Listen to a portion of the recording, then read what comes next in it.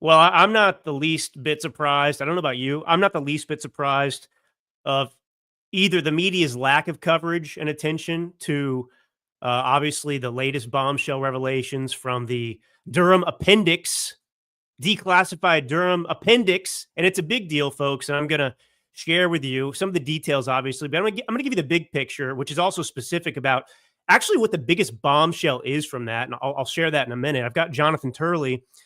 He was on Sean Hannity and had some good insight that I want to play for you as well. But look, the media is not covering this at all, and the reason is simple. I mean, the New York Times, they're taking a different approach. They are. I'll get to the New York Times article in a minute, but the New York Times article is saying that this is. I mean, you can't make this up. It's Russian disinformation. That's right. It's Russian disinformation that Hillary Clinton was involved in this scandal. I mean, it's a crime of the century, folks. It really is. There are criminal implications to this, and everything else. But we're gonna dig into it. But that's the New York Times. That's their coverage. This is Russia. You know, the Democrats have no originality left. It's true what Trump said. Russia, everything's Russia, Russia, Russia. So now this is Russian disinformation as well. But most of the media is ignoring this story completely. And can you blame them? I mean, this is the media that covered it up. This is the media that actually they didn't cover it up. The media was instrumental in perpetuating the Russia hoax, Russiagate. None of this would have been possible. None of that would have been possible a decade ago. And in the years that followed, Mueller investigation and so on and so on, none of that would have been possible without the willful participation of the media. I've got some other stories I'll get into. You know, nobody's talking about the EPA, but Donald Trump and his EPA.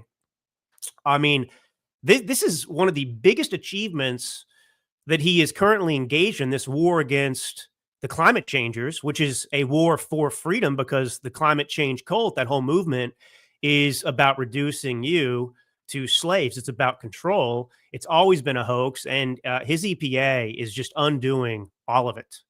All of it. I mean, the amount of freedom that we will experience and regain as a result of him combating this climate change stuff, greenhouse emissions, and so on and so forth is huge. So we're going to get into that as well, and gerrymandering too. But let's stick with Russiagate, which I think the episode today, had to title it beforehand since we're going live, is, it's the crime of the century.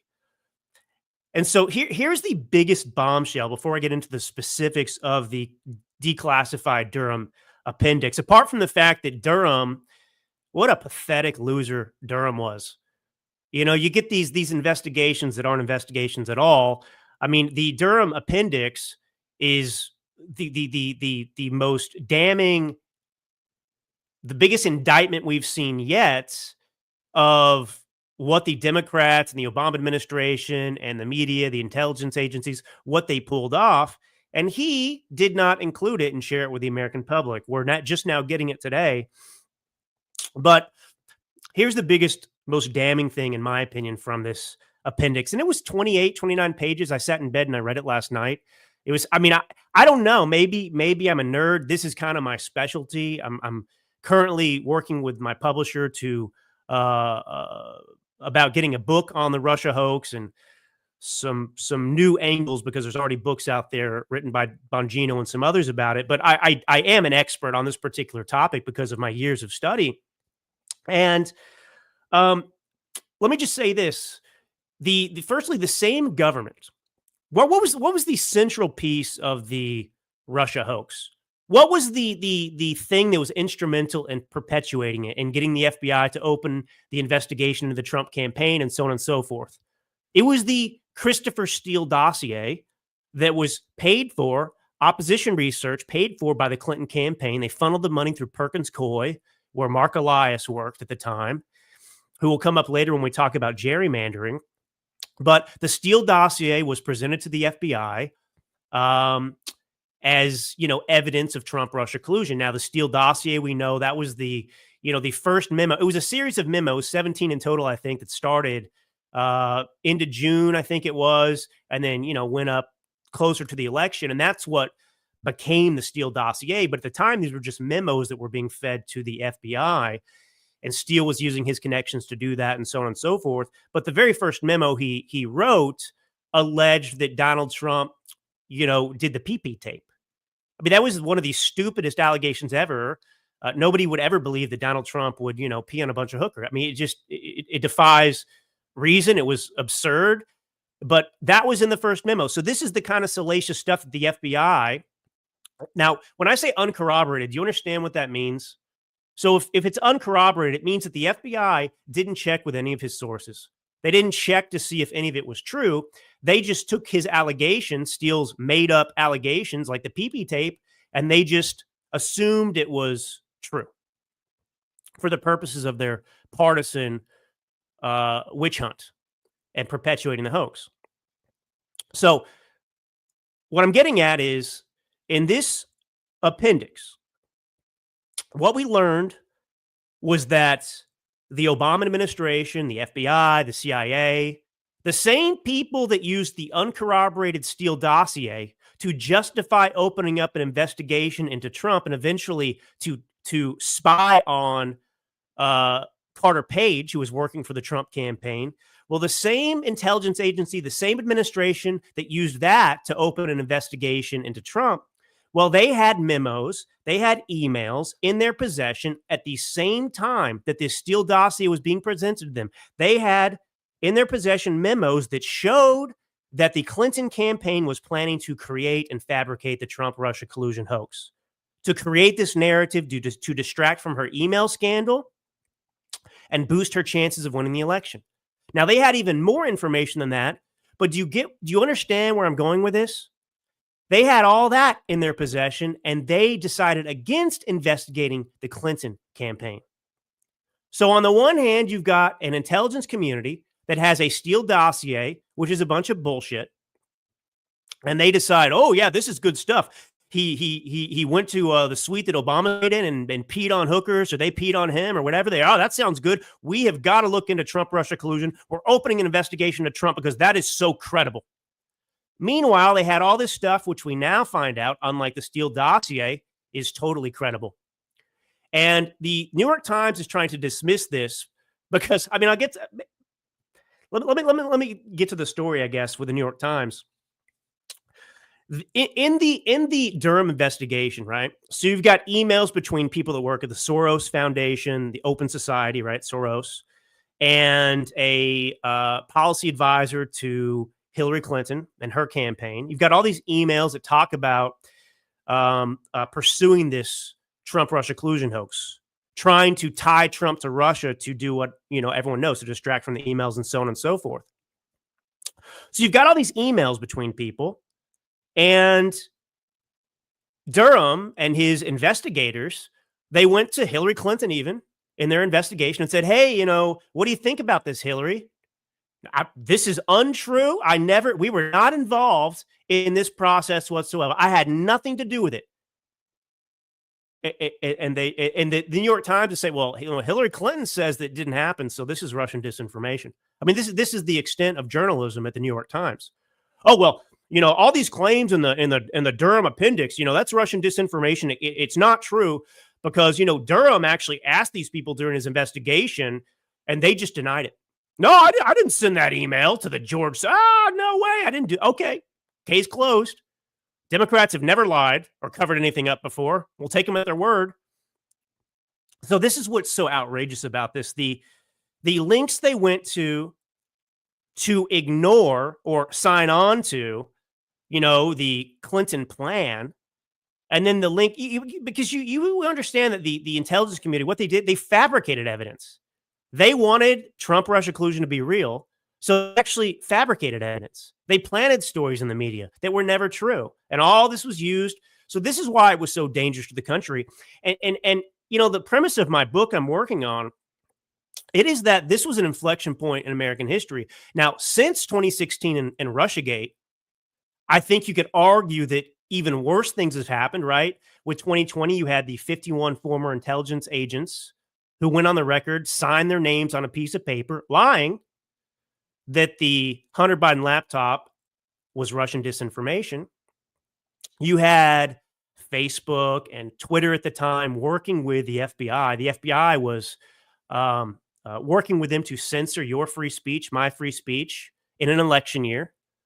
And of course, the 51 intelligence agents that said the Hunter Biden laptop was Russian disinfo, that happened right before the election. So it was election interference. So the point is 2016 was, Abraham Lincoln in the Civil War talked about, appealing to our better angels, I believe was the phrase. The idea that, we would do the right thing.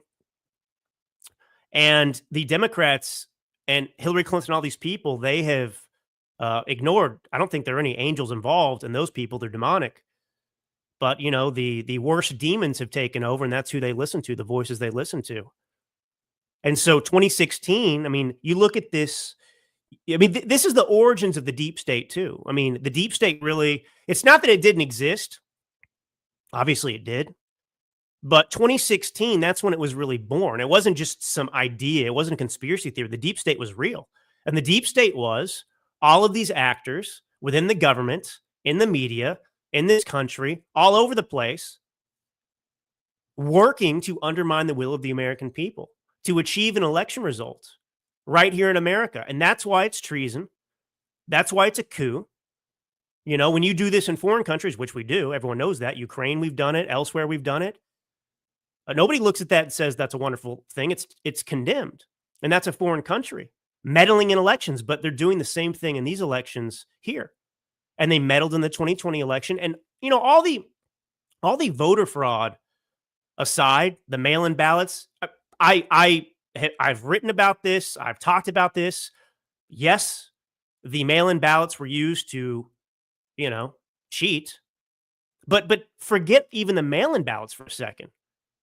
Just the idea that they felt emboldened to replay what they did in 2016 and 2020 to prevent Trump from being elected.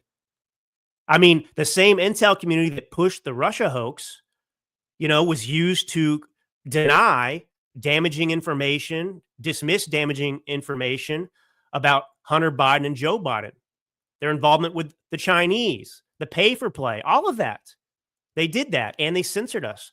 And then you fast forward to, even before the 2024 election itself, what happened? Do you see the escalation that took place after 2016, after Trump-Russia collusion?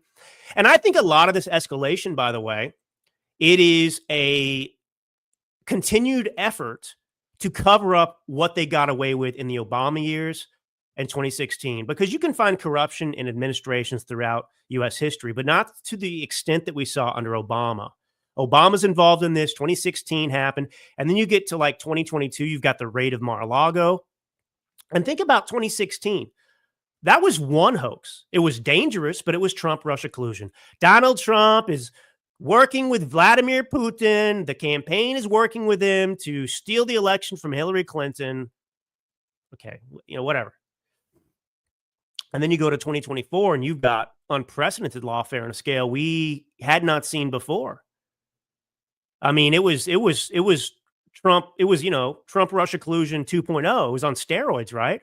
All of the lawsuits. Because, 2016, just to put this in context for you, and I hope this is interesting for you. There's a lot I want to get into. It's so complicated and there's so much to it. It's not possible to address all of it. So that's why I'm doing kind of the Trump weave here. As it enters my mind, the important information I want to make sure I speak about. But, 2016, I talked about this on the last episode, and I encourage you to go and listen to it because I really addressed Trump-Russia collusion before Trump won the election and what that was about and the timeline. But Trump-Russia collusion was an attempt by the intelligence community and the Obama administration, Obama himself, the Clinton campaign, Hillary Clinton, all of them to sway the election in favor of Hillary Clinton. That's what's so ironic about all of this. The Democrats were comparing this to Watergate, saying it was worse than Watergate. They were the very thing they accused Trump of doing, right? Colluding with Putin to sway the election in his favor. That's actually what they were doing with the Trump-Russia collusion hoax. They were using that hoax to paint Donald Trump in a bad light and sway the election in her favor. And ultimately, she didn't win. But the Trump-Russia collusion hoax was an effort to prevent Trump from winning. It was a desperate effort to ensure that Hillary Clinton won the election. You fast forward to the most recent election with the raid of Mar-a-Lago, as I said, and all the other lawsuits and everything else that was going on. That was worse because it was not about preventing Trump from winning. That was about preventing Trump from even running in the first place. They didn't want Donald Trump to even be able to run for office, to be president again. They wanted to put him in prison. That's what they wanted. And that's why it's so imperative that people go to prison for this. Now, the reality of who will and who won't, I'm not going to speculate. I'm not here to be a negative Nancy. I am cautiously optimistic that there will be, uh, accountability. But I do want to say that the reason that it's so important that these people go to prison is because if it doesn't happen, the enemy will continue to be emboldened, because that's what we've seen in the last 10 years. We have, this country, the partisan divide. I mean, it's no coincidence, I don't think. And this isn't a sob story. I bring it up a lot because it was a defining moment in my own youngish life. If 38 is young, depending on who you are out there. But, I lost all my friends in 2020 because all my friends were Democrats, because I had grown up with Democrats and worked in Hollywood with Democrats and worked in fashion. I lived in Italy. I was just always around Democrats. So that's who my friends were, even though I was not a Democrat. And I never kept it a secret that I wasn't conservative. I've been a conservative my entire life. And so these friends knew, and I didn't change. But then 2020 happened, and all of them, some of them cursed me out. Some of them called me on the phone and basically told me, we can't be friends anymore. I mean, it was pretty extreme. And the reason they couldn't be friends with me was because, one, my opinion on COVID. I knew it was you know, I was against the lockdowns. I was against against the vaccines. I was against all of it. I was against the mask wear early on, And so I was responsible, they believe, for the deaths of people who died from COVID. And then I was, voting for Trump in 2020. And so they all either cursed me out or just quit talking to me, deleted me from, Instagram or these various social sites where they'd follow me. And it was the end. And so, something happened between 2016 and 2020 that created that. And it is the Trump-Russia collusion hoax. It's the frenzy that the media and Democrat Party whipped the country into. And you can really, divide this country into kind of pre-2016 and post-2016. And my point is, we're still suffering from it. The damage has been enormous. In my opinion, the most dangerous thing, because look, we're not in the clear. We're not in the clear from what happened in 2016. We're still not. But this nation exists because of the consent of the governed, right? Do you know that phrase, the consent of the governed?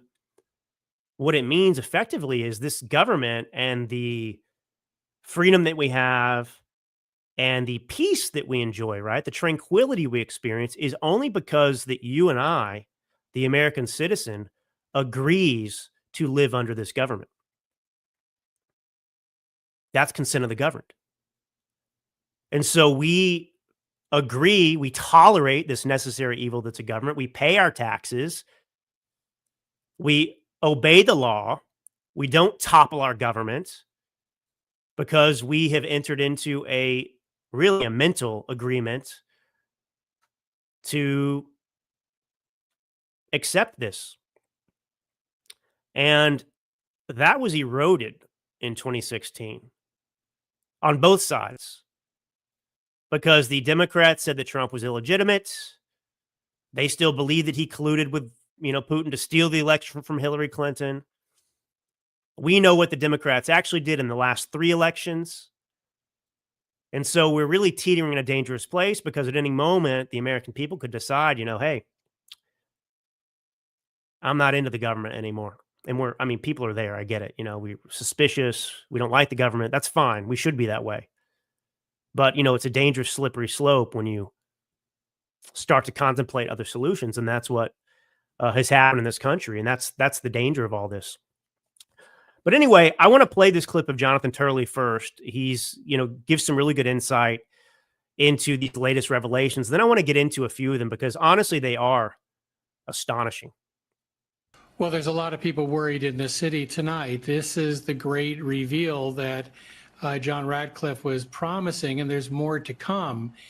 The important thing about this, Sean, is that it confirms things that we knew, and it gives us things that we did not know. We always knew, not always, but we knew earlier in July 2016, Brennan briefed Obama to say that Hillary Clinton was planning to create a Russian collusion scandal for Trump to distract from her email scandal.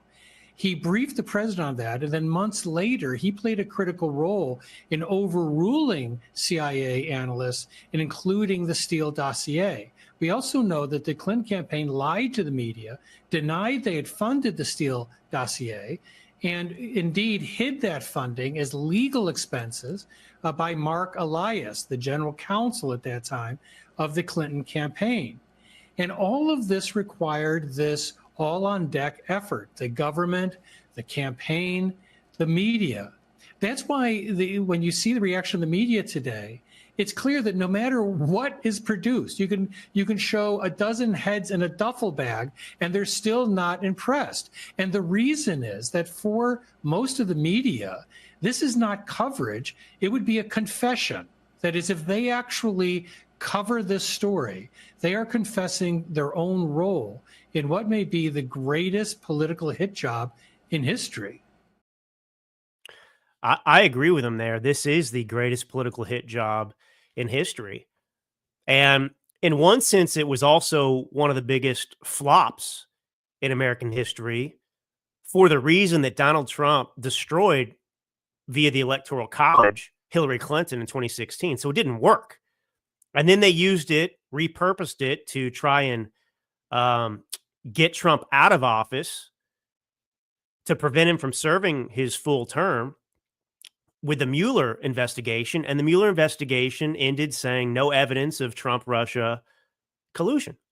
So it flopped twice, but it wasn't a flop in the sense of the ongoing damage it's done to this country. But that wasn't on the front of mind of Democrats. They don't ever think about the impacts of their actions. They don't ever think about the effects. They don't care. All they care about is political power. And that's what's amazing about the situation. And one of the things I want to explore in my book on this issue is how we got to this point. Like, we understood a long time ago, you watching, certainly because you're smart, you paid attention. You're not an idiot. I'm not an idiot. We aren't. So we knew that Hillary Clinton was involved, and then we knew all that stuff. And now details have come out in this appendix. We've gotten more details that confirm. They give us more details. They help us put the puzzle together. And kind of, we had a sketch, right? Like if you were a painter, on the canvas, you sketch it out, and then you start to fill it in. Well, we're filling it in with color now, and it's becoming all very, very clear and three-dimensional. But I don't know. I lost my train of thought where I was going there. If you comment, if you think you knew where I was going, I can't remember. Anyway, Turley said something there before I'll eventually remember. But Turley said something there that was really interesting to me. He pointed out the fact that the Clinton campaign went to great lengths to hide their involvement in this, which just tells you that even they understood how wrong it was. Do you remember the campaign finance violation that the Clinton campaign was forced to pay? That's because of what Turley said. They hid their funding of the Steele dossier by accounting for it, as a legal expense. And the irony of this is they tried to get Trump on something for recording in his ledger or having his accountant record in his ledger. Remember about Stormy Daniels? He put a legal expense. He didn't put hush money, and they tried to put him in prison for that. Anyway, so this is what the Clintons did. And Mark Elias, that fat Jabba the Hutt doppelganger, needs to go to prison for life. That little fat turd He's so smug. He's still out there on the TV. This guy's made millions off of the Democrat Party. Do not underestimate or forget Mark Elias's role in this, because he is at the center of everything. The hiring of Fusion GPS, which hired Christopher Steele. Fusion GPS is the company that conducts opposition research. They're the people that created this dossier. Mark Elias was there for that. Mark Elias and Perkins Coie were involved in the hiring of CrowdStrike to conclude that Russia hacked the DNC. Do you realize that one of the other things in this appendix that we found out is that the FBI wasn't able at the time and didn't know, and they may still not know, to be honest, but they were not able and were not comfortable confirming that it was the Russians definitively who hacked the DNC. They weren't certain. They couldn't be certain. And so they weren't going to sign on to that. So CrowdStrike's involvement was they're not the federal government. So if you have CrowdStrike, a private company who, by the way, had attachments to the FBI, to their crime division, well, CrowdStrike could simply say, well, we can't prove it either, but we are pretty sure that it's Russian hackers. And so they could use that immediately to push the Trump-Russia collusion narrative. So I want to tell you about some of these memos, and I want to give you the dates, and I'll tell you why they're important. So a March 2016 memo. Now, I don't want to get too in the weeds with this. Some of this information that the Obama administration had in 2016 was apparently intercepted by foreign actors who they believe to be the Russians. But the Democrat talking point is, anything that had to do with the Russians, it's Trump-Russia collusion, so you can't trust it, and so on and so forth. What's interesting about this memo, even if some of the information did end up coming from Russians who had hacked into George Soros's Open Foundation to get those emails that I was talking about before between the Clinton campaign and the Soros people, well, those emails corroborate things that we already knew. And that's why I say this appendix is damning, because it doesn't refute or contradict things that we already knew. It confirms them. It paints in the picture where we already had the sketch. So it's not the Russians made this up. It's that the Russians, in the cases where they were able to provide this information, however the FBI and CIA obtained it, it's true. But anyway, this March 2016 memo, right? The memo stated in part the Democratic Party's opposition is focused on discrediting Trump. Among other things, the Clinton staff, with support from special services, is preparing scandalous revelations of business relations between Trump and the Russian mafia. Now, I want to point something out here that's important. Fusion GPS, the firm that was responsible for creating the Steele dossier and doing this, they were instrumental in the Trump-Russia collusion hoax. They had been working for a Republican client before who was doing opposition research on everyone. And according to their testimony, closed-door testimony, that would be CrowdStrike's, they stumbled across these connections, nefarious connections to gangsters in Russia between Trump. Now, Trump builds buildings, skyscrapers, properties all around the world. So it's not surprising that if you're doing construction projects in certain places, there may be some, questionable figures involved. Okay, that's not shocking. Whether you do it in China, wherever you do it, anyway. So anyway, Fusion GPS already had this information about gangsters. Now, what's interesting is this memo was saying the Democrat Party, they're already talking about this Russian mafia, which echoes things from the testimony of Fusion GPS. Why does this matter? Well, it corroborates something because Perkins Coie via Mark Elias hired Fusion GPS in April.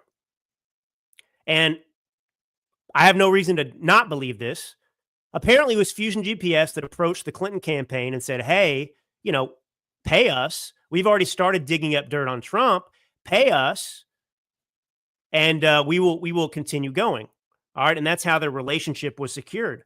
But the point is, this memo isn't Russian disinfo. It aligns with exactly what we already know. Fusion GPS was doing research on Trump. They were interested in these connections to, between Trump and, Russian mafia figures in the past, right? Buildings and whatever else over there. And this is, so anyway, it clarifies. So this is evidence. What I'm saying is this is evidence that appendix is not Russian disinformation as the New York Times wants you to believe. It can be, it's convincing and it's credible, unlike the Steele dossier. Now, according to the Durham annex, actually, let me see here.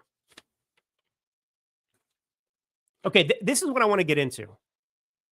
So you've got these emails from this appendix between Leonard Bernardo. So now we've got Soros in the picture, right? Of course Soros is involved. Why would Soros not be involved in destroying our country and associated with the Clinton campaign? Which is why they defend him all the time, right? Anyway, so there are emails between Leonard Bernardo and Jeffrey Goldstein. They both are high-level executives at Open Society. And they held talks with Debbie Wasserman Schultz, who at the time was still the head of the chairwoman of the Democratic National Committee, right? The DNC. So they have emails in early 2016. I believe this is January 2016. Wasserman Schultz is talking to the Soros folks about how there's an issue amongst Democrats because the people that donated to the Clinton Foundation, the donors, well, they were getting preferential access to Hillary, pay for play, right? The Clinton Family Crime Foundation. Wow. So this was an issue. So this was part of the growing corruption scandal around Hillary, these things too. Well, she talked to him early on about needing to distract from this growing scandal around Clinton's possible corruption when she was Secretary of State. And they admit that she deleted a bunch of relevant data from mail servers that would protect her. This is so insane. All of this incriminating evidence. And I know it's probably frustrating to you. It's frustrating to me. You may say, Drew, we already knew this. Yes, we did. We did know it intuitively and everything else. But now we have more evidence that, if you're building a case to prosecute somebody, you've got to connect the dots. You've got to find specifics. And what we're finding now are more specifics. And it's more damning, too, because we know that Durham here was covering for the Clinton, campaign, it seems, as well. So according to another memo from March 2016, get this. President Barack Obama didn't want the controversy, that'd be the Hillary Clinton email scandal, to darken the final days of his presidency, and he apparently tried to pressure his Attorney General, Loretta Lynch. Loretta Lynch, the same one that met with Bill Clinton on the tarmac in Phoenix, right before James Comey announced that they were exonerating her in the email scandal. Barack Obama was trying to pressure his Attorney General, Loretta Lynch, to meddle in FBI Director James Comey's investigation of the Clinton emails. Barack Obama sanctioned the use of all administrative levers to remove possibly negative effects from the FBI investigation of cases related to. So you understand what's happening here, the big fix. Clinton's in trouble. So the intelligence community is weaponized to help her. So the FBI chooses to exonerate her. Obama orders people to exonerate her. Meanwhile, they cook up this other scandal that wasn't real, wasn't true, to try and destroy Donald Trump. And what's just remarkable is that it involves all of these different people. And I remembered what I was going to say like 10 minutes ago. It was related to the book and what I was interested in. It's how we got to this moment in history. How did we allow so many crooked people? How could there be so many crooked people in the media and the intelligence community in the White House, the Clinton camp, all these people, that they would do this to the country. That's what's of interest to me, is the personalities behind this, the Comeys. Like, is there some kind of explanation out there, that would help us understand a commonality between these people? And now most of these people are Democrats too, by the way. And I think that says a lot about the country. I think that says a lot about the Democrat ideology. I think it's damning of Democrats, because only they would push the country to this place. Only they would engage in something of this scale. And the coordination here is what's just astonishing to me. But anyway, you've got the New York Times, which is trying to dismiss this. I'll pull up. I mean, look at this. No surprise, right? Here's the New York Times. Clinton plan emails were likely made by Russian spies, declassified report shows. Now, this declassified report, I just got to pull this up again. Clinton plan emails were likely made by Russian spies. These people just can't stop with it. They used to call you a racist to shut you up. Now they just say the word Russia. Oh, shut up. Russia, you're lying. So let me read a few pull quotes from this New York Times piece on their Russia coverage. The Trump-era special counsel who scoured the Russia investigation for wrongdoing gathered evidence that undermines a theory pushed by some Republicans that Hillary Clinton's campaign conspired to frame down. This report doesn't undermine our theory that Hillary Clinton, campaign conspired to do this.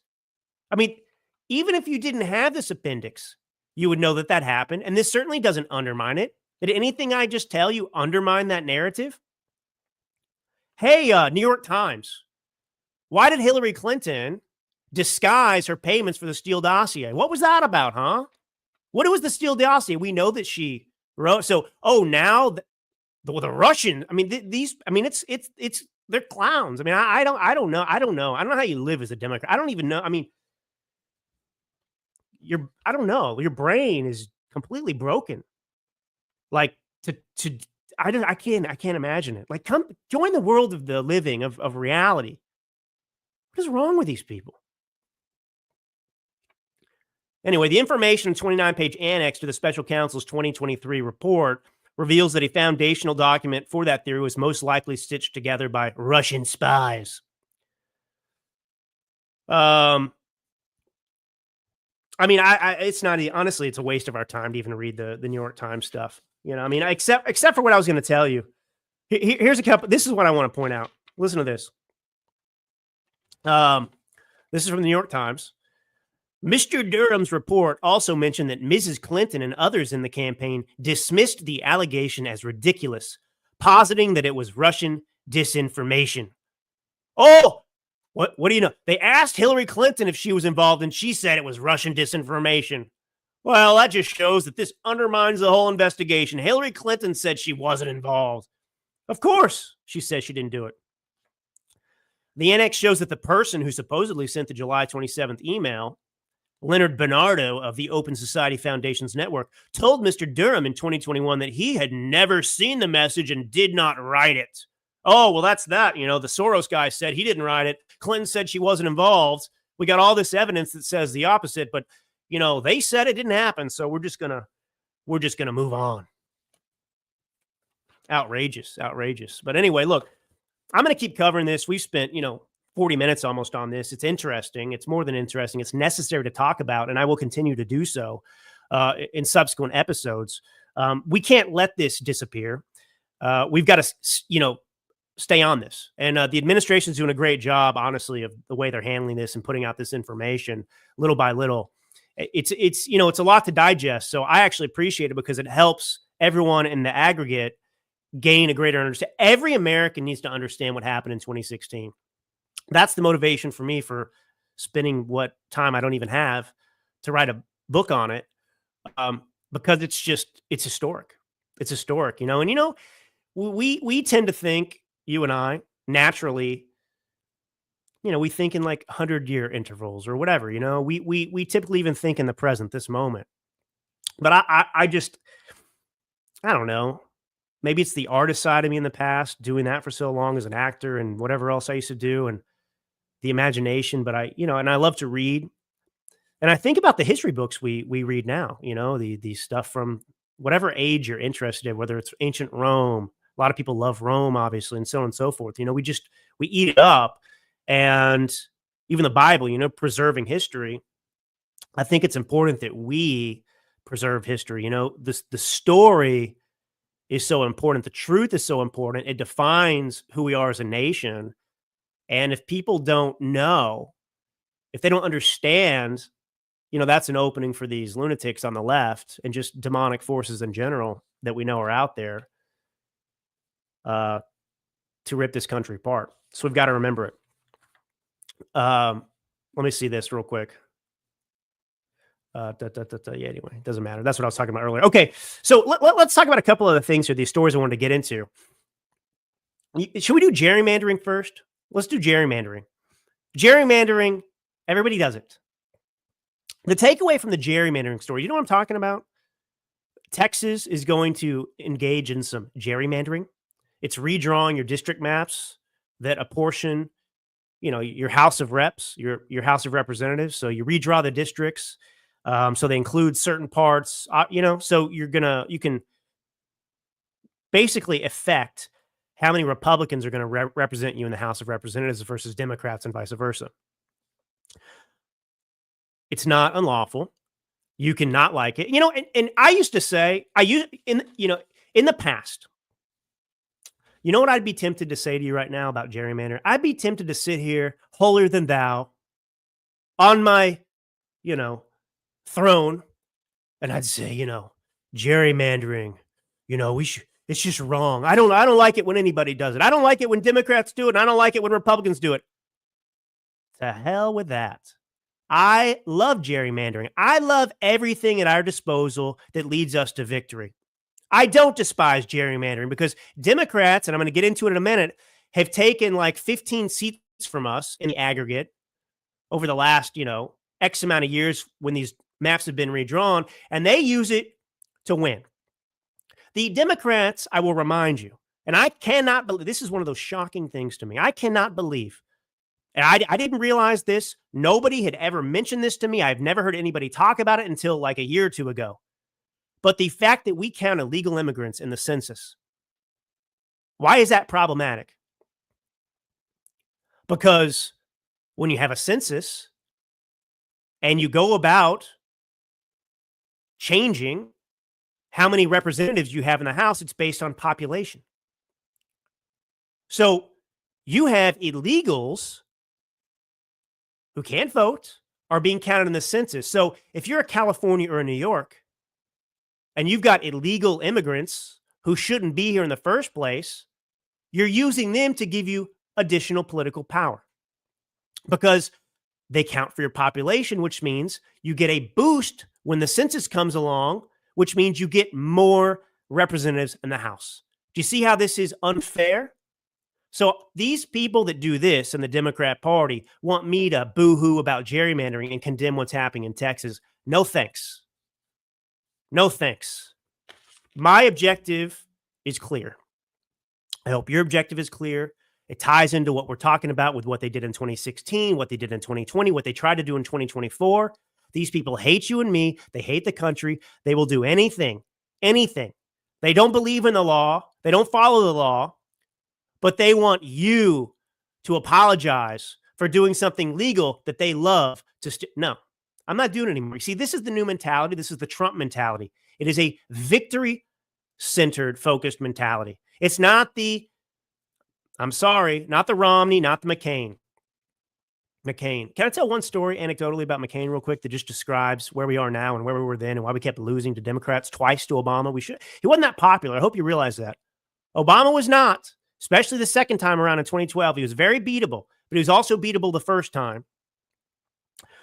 And one of the reasons we lost, one of several reasons, but the primary reason is that John McCain didn't have what it took. And what I mean by that is the October surprise, right? You have a presidential election. You put out your worst stuff on the candidates in October to affect the election results. Well, the big story out in October, when McCain was running against Obama, was the revelation that Barack Obama was a certified Marxist. It was his radical ties in Chicago to Bernadette Dorn and Bill Ayers, actual domestic terrorists. Bill Ayers, founder of the Weather Underground, which actually blew up and set bombs off on federal properties. This was Obama's buddy. This is the guy who gave Obama a fundraiser to start his political ambitions in the state of Illinois. Pretty damning stuff, don't you think, that you are friends with a terrorist? And then you have the stuff about the church that Obama goes to where they say, gee, damn America. All of this stuff. This guy couldn't win in America, even if he is black, half white. And the ties to Islam.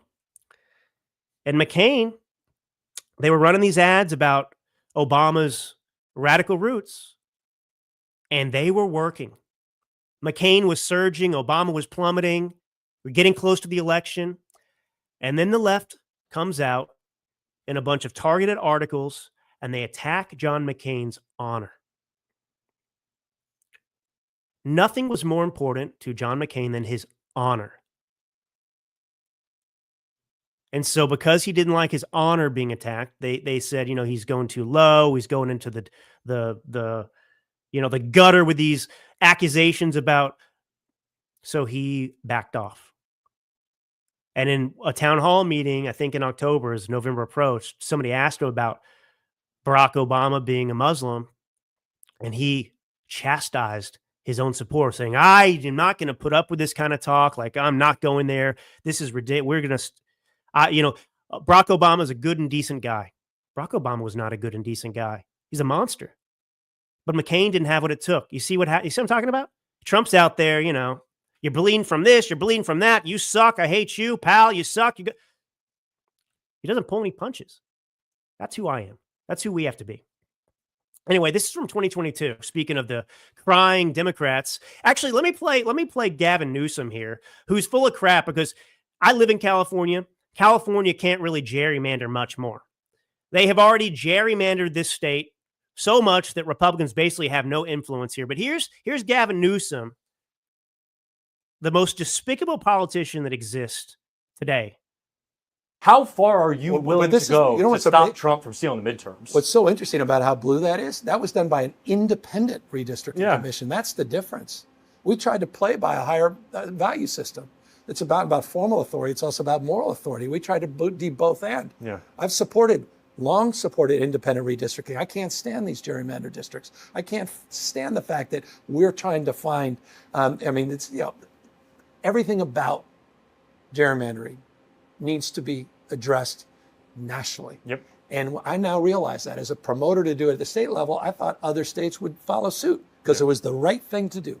They didn't. No. And so we've unilaterally disarmed. Democrats can't just sit there and act holier than thou and watch this democracy completely be degraded. Watch the rule of law degraded.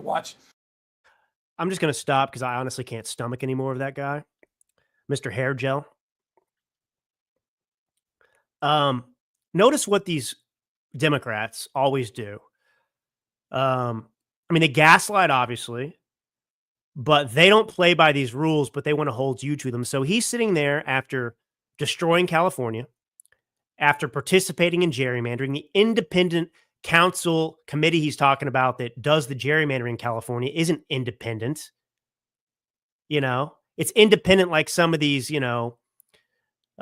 Democrats are in Congress or wherever who are voting Democrat every time. It's bullcrap. It's just a word game, semantics. But he talks about having a higher value system.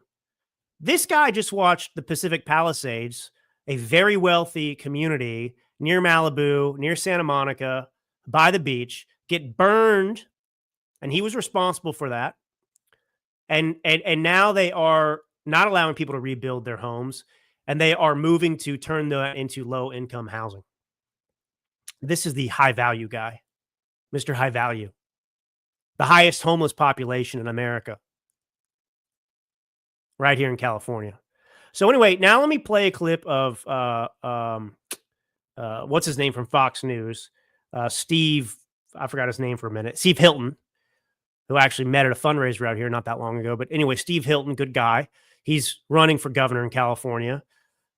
Listen to him. It is absolutely outrageous that Gavin Newsom is trying to do this in California. Even today, the electoral districts in California are totally gerrymandered in Democrats' favor. We voted in California in 2008 for independent redistricting. The Democrats hijacked that. So now, for 40% of the vote in California, Republicans only have 17% of the House seats. Gavin Newsom wants to make it even worse so that Republicans have just 7% of the House seats for 40% of the vote. It's unconstitutional because the California Constitution says you can only change the districts once every 10 years. It's illegal because we have this independent so-called districting process. And so anyway, my point is Democrats don't live by any rules. So they're willing to change the rules now. So they're, and what the Democrats are doing is look, Democrats are in serious trouble nationally.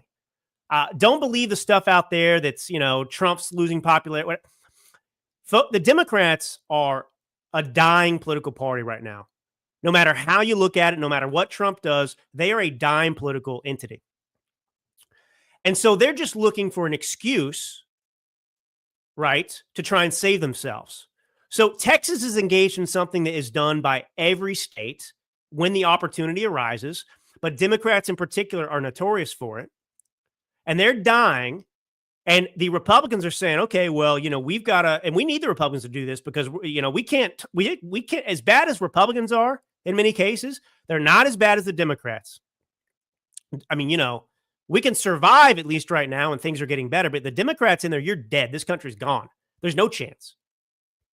And so there they are acting like, we would never do this. So we are, the Republicans are forcing us to break the law and do these things. That's what he's saying.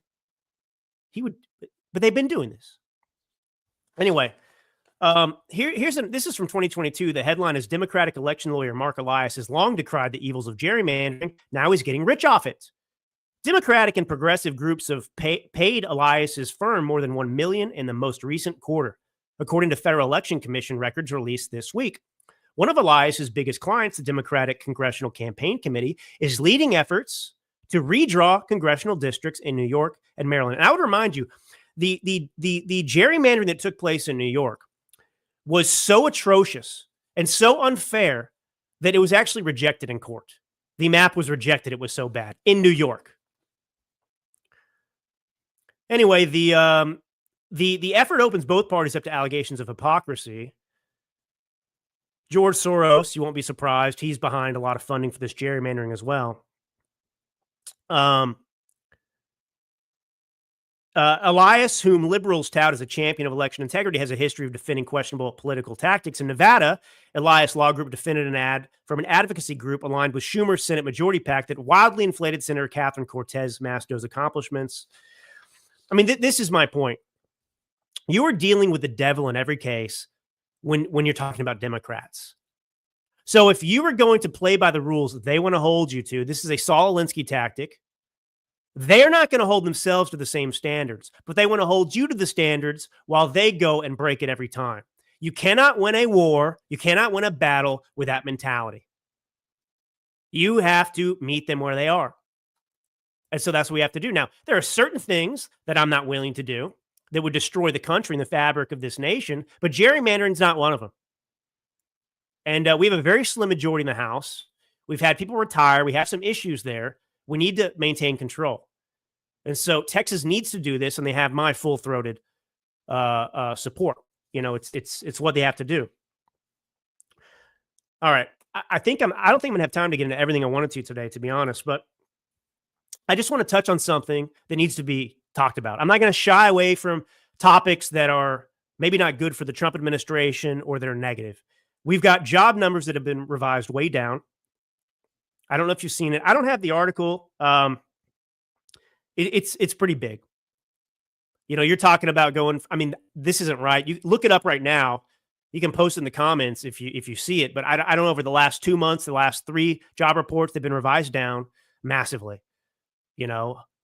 100,000 jobs, the Bureau of Labor Statistics said we created. Now it's 17,000. It's that big. And I'm not going to be a hypocrite here, because I remember when I was a very, very vocal critic when we found out, I think it was 2022, in quarter 2, the Biden administration posted, the Bureau of Labor Statistics told us that a little over, like 1,010,000 jobs were created. And then in December, it was the Philadelphia Fed or the San Francisco Fed, I forget which one. They looked at the numbers and said, actually, only 10,000 jobs were created. So the Biden administration, via the Bureau of Labor Statistics, inflated jobs by 1 million. And I don't like the way the surveys are done. I don't like the way this is conducted. I think that it's worthless, because typically these reports, job number reports, get revised down. They always use incomplete data, but they put it out there anyway, and then they just revise it down. So what's the point and purpose of doing that? Obviously, it gets politicized. If you get big numbers, you say, look at me, I'm creating jobs. But more people need to understand, and I will help you understand, and we'll talk about this more in the future, about these numbers and what they mean. Now, I think the simplest explanation for this, revision downward, one of them is government jobs. Think about this.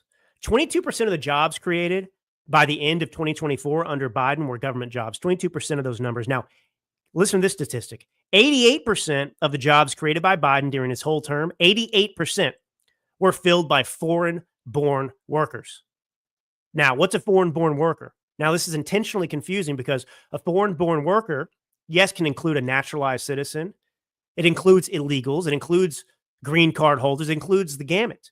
But we can be pretty certain that a lot of those people filling those jobs were illegals. Now, you're not going to be able to prove it or know it, because they combine them as foreign-born. But what is Trump doing? He's deporting people. Illegals now are actually scared of being found out. And he's shut down the border. There's no illegal immigration happening anymore. So if you're looking at statistics in the past that were based on illegals and foreign-born workers and other factors too, that's a big contributor in my mind. You're not going to see it. I mean, he's eliminating government jobs and he's getting rid of illegals.